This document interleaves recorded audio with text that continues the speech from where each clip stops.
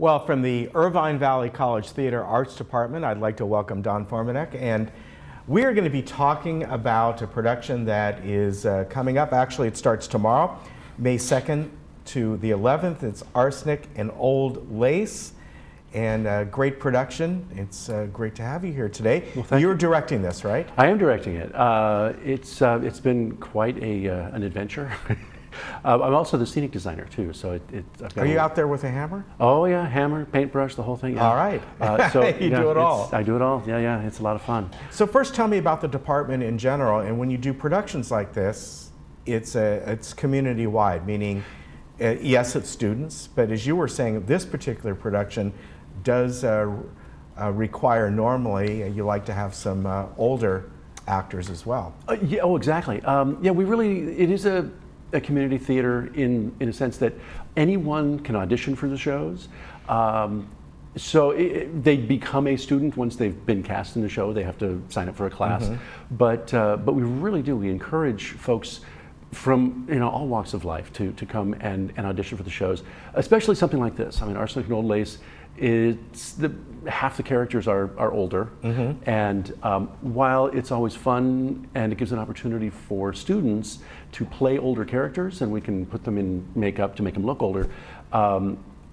In this case, the show takes place at our studio theater, which is a lot smaller, mm-hmm. and so the audience is in a lot closer proximity, and it becomes much more obvious that we're making up younger actors, right? So it's always much more helpful to have more mature actors who also can handle the situations a little bit, especially a show like this, because it is an older show. It's a classic. It's 1939. It's a farce. It doesn't rely on language to be funny. I mean, it's witty. Mm-hmm. But there's no foul language. It doesn't. It's not. Right. And I think older actors have a tendency to understand that because it's sort of the history of theater that that's sort true. of lost, along the way. Yeah, I think you're right about that, because I think nowadays a lot of the funny bits are more they're more bold. Right. It's kind of like, hey, look what we're doing. This part's funny now. Yeah. Where productions like this, it's about what they are saying, and you listen in on it, and it's almost like it's subtle, and you're like, yeah. Exactly. Yeah. And there are moments that it's pretty obvious, but then there's a lot of lines that are very subtle, and if you aren't paying attention, you miss them. Right. And then it hits you a little bit later, and you go, oh, right, got it. Yeah. But it is a farce, though. It is pretty fast moving. But it's very well written, and it holds up even today. I mean, some of the references, because it takes place, it's 1939, I put it in 1940, but a lot of the references are topical, which they would be today anyway for a play that was written today. But so some of them are not necessarily references that younger audiences are necessarily going to get, but an older audience would.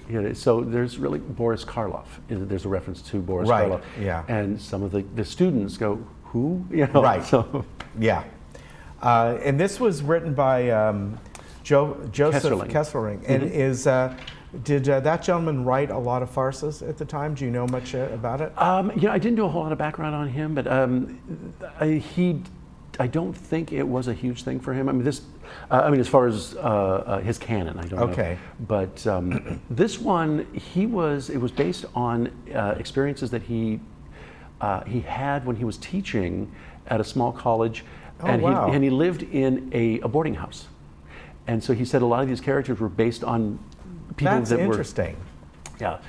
So I was like, that is good. So the fact that some of these characters are actually based on real people makes it fun. It makes it fun, yeah, and it's and they're all nuts, but it's interesting to think that these were real people that he was basing them on. And is it, if I'm correct, sort of about, in a sense, kind of backstabbing people in a way, or kind of manipulating people, and is that sort of the what it's about? Well, without giving too much away, I mean, it follows these two sisters who are.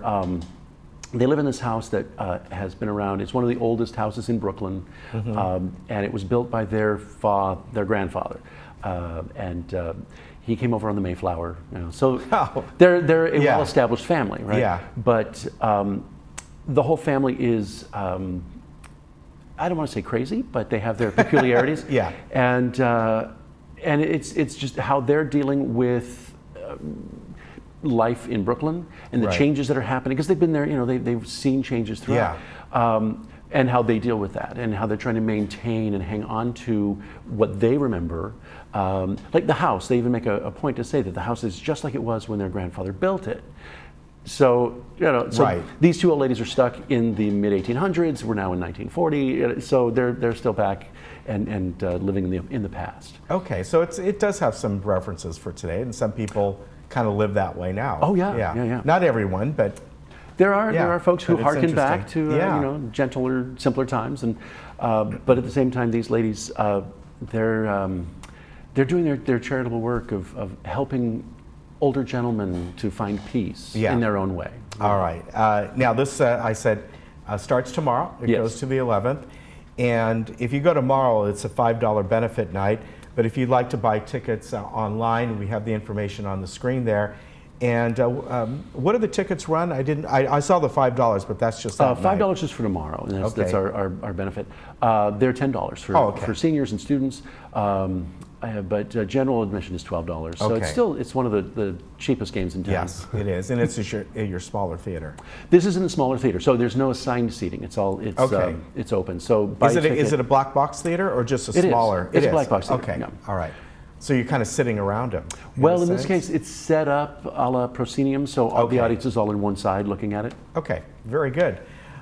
Good production. I think you'll really enjoy it. And the college district as a whole, whether it's IVC or Saddleback, sometimes they're in a little rivalry. But the point is, they bring fantastic entertainment at a very low price. And it's really good because you're helping the departments going to see these, and you're getting great entertainment.